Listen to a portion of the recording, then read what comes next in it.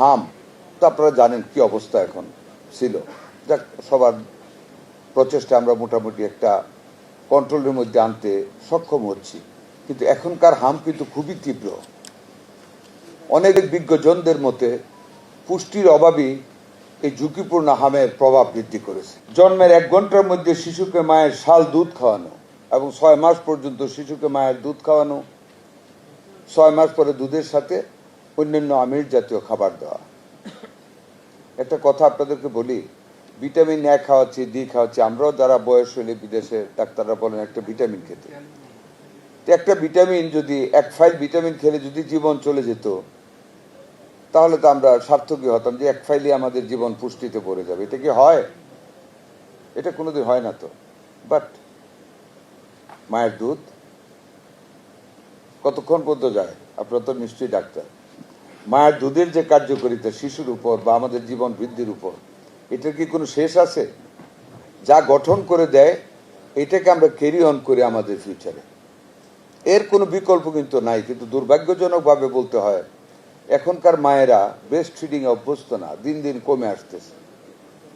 একদিকে সিজারিয়ান অপারেশনে বেবি হওয়া তার শারীরিক গঠনের জন্য অত্যন্ত দুর্বলতা এবং মারাত্মক হুমকির মুখোমুখি নিয়ে যায়, কারণ তার পরিবৃদ্ধি তার এবং যতক্ষণ পর্যন্ত শেষ মুহূর্ত পর্যন্ত একটা বাচ্চা যখন গড়ে উঠে মায়ের পেটে, যতক্ষণ না পর্যন্ত আল্লাহ নির্ধারিত সময়ে সে বের না হবে, দুনিয়ার মুখ না দেখবে, ততক্ষণ পর্যন্ত সে মায়ের কাছ থেকে তার পেটে পুষ্টি নিতেই থাকে। আর সেই পুষ্টিতে যে গঠনটা মায়ের পেটে হয়, তার পুরা গঠনটাই কিন্তু পুষ্টি ভরপুর থাকে।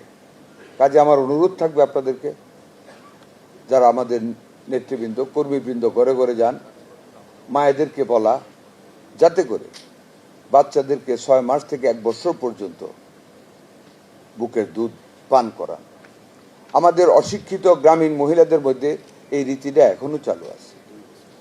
2 বছর পর্যন্ত না, 2 বছর পর্যন্ত, 2 বছর পর্যন্ত মায়ের বুকের দুধের কোনো বিকল্প শিশুর গঠনে আর নেই। এই জিনিসটা পুষ্টিকর্মীরা আমাদের মাদেরকে বুঝাতে হবে। আমাদের দেশের গ্রামীণ মহিলারা এখনো বাচ্চাদেরকে ওনাদের বুকের সেই আল্লাহ প্রদত্ত দুধটা খাওয়ান। শিক্ষিত মহিলাদের মধ্যে যারা কর্মজীবী, কর্মের দোহাই দেন। কেন? কর্মে যাওয়ার আগেও তো একটা সময় থাকে, কর্ম থেকে ফিরে এসে একটা সময় থাকে, সেই টাইমটা তো 2 বেলা অন্তত বাচ্চাকে বুকের দুধ দেওয়ানি যায়। দয়া করে আপনাদের কর্মকাণ্ডে, আপনাদের এই সপ্তাহে এটার উপরে জোর দেবেন, যাতে করে আমাদের সেই প্রকৃতির যে দান আমাদের মায়েদের উপর, সেই দানটা থেকে যেন আমাদের ভবিষ্যৎ প্রজন্মকে বঞ্চিত না করা হয়। কাজেই counselling is the best thing. এই আপনারা যারা পুষ্টির কাজ করেন, এটার সাথে আপনারা এটাও বলতে পারেন, পুষ্টিকর খাবার খাওয়ার জন্য এট অল স্টেজেস এই জিনিসটা আপনারা ইনকর্পোরেট করেন উইথ ইউর প্রেজেন্ট স্লোগান আছে। এগুলিতে একটু জোর দিতে হবে।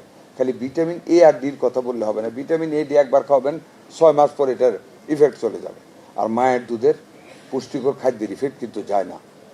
এটা শরীরকে ফর্ম করে, আবার রিফর্ম করে।